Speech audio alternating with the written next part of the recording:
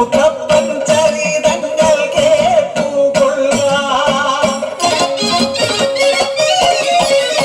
ആനയുണ്ട്, അമ്പാരിയുണ്ട്, പട്ടാളം നിറയെ നെല്ലുണ്ട്, വാല്യക്കാരുണ്ട്, പൊന്നുണ്ട്, പണമുണ്ട്, സന്തോഷം മാത്രമാ മനക്കലില്ല.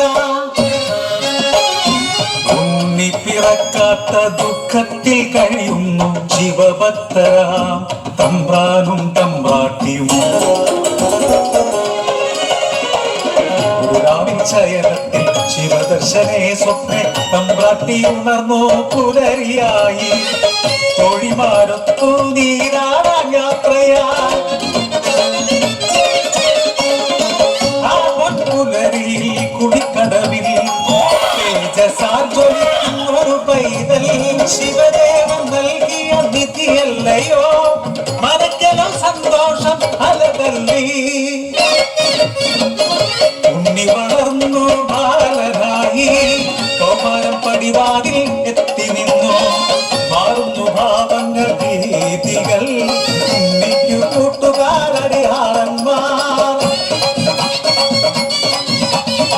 കടവിനക്കരെ പറച്ചിയൂരിൽ അടിയാളത്തിലെ കൂട്ടുകൂടി. തോട്ടിൽ ചൂണ്ടയിട്ടു കാട്ടിൽ നായാടി കള്ളുമോന്തി മാംസം കഴിച്ചിടുന്നു.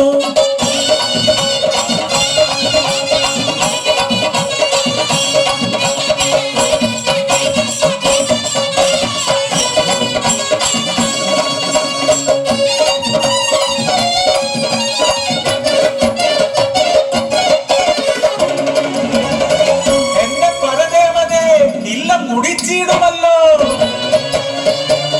കോപിഷ്ടയാകുന്നു തമ്പ്രാട്ടി. ഉണ്ണിയെ മച്ചിൽ ബന്ധിക്കുന്നു. ജലപാനം നൽകില്ല പൊന്നുണ്ണി. പൊരുത്തക്കേടുകൾ ഏറെയായി.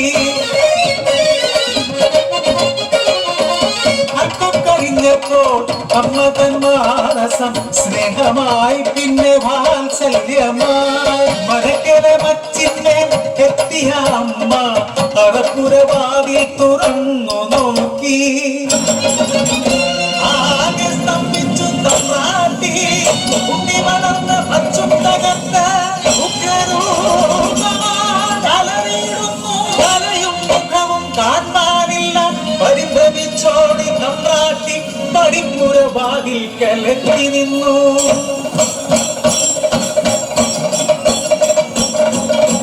മനക്കലെ വച്ചും തകർത്തുണ്ണി വെറും ദൈവമായി മാറി.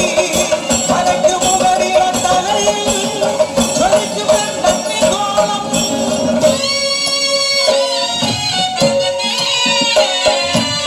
ഭയന്നൊരു തമ്പ്രാട്ടി നോക്കാനാവാതെ കൈകൾ കൂപ്പി നിന്നു.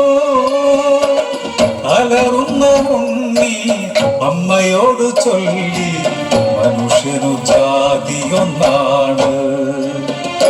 അടിയാളപ്പറയത്തു ദൈവമാകും ഞാൻ.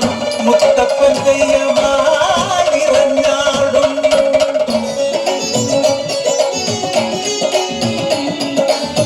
ദൈവമായാലും അമ്മയ്ക്കു നീ ഉണ്ണി.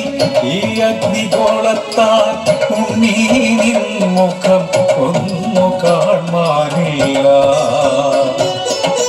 കണ്ണുകൾ മൂടി മുത്തപ്പനായി നീ ദർശനം നൽകൂ പറശ്ശിനി കടവിൽ. ഒരു പുര മണപ്പുര പറശ്ശിനി മണപ്പുര മുത്തപ്പനയ്യനാർ വാഴും മടപ്പുര. മടിവിട്ടു മുത്തപ്പനെ വിളിക്കുന്നോർക്ക് മടി നിറയെ സൗഭാഗ്യമേകും മടപ്പുര. കണ്ണിൽ നീ മുത്തപ്പ, ഉള്ളിൽ നീ മുത്തപ്പ, മണ്ണിൽ നീ വിണ്ണിൽ നീ പുണ്യം മുത്തപ്പ.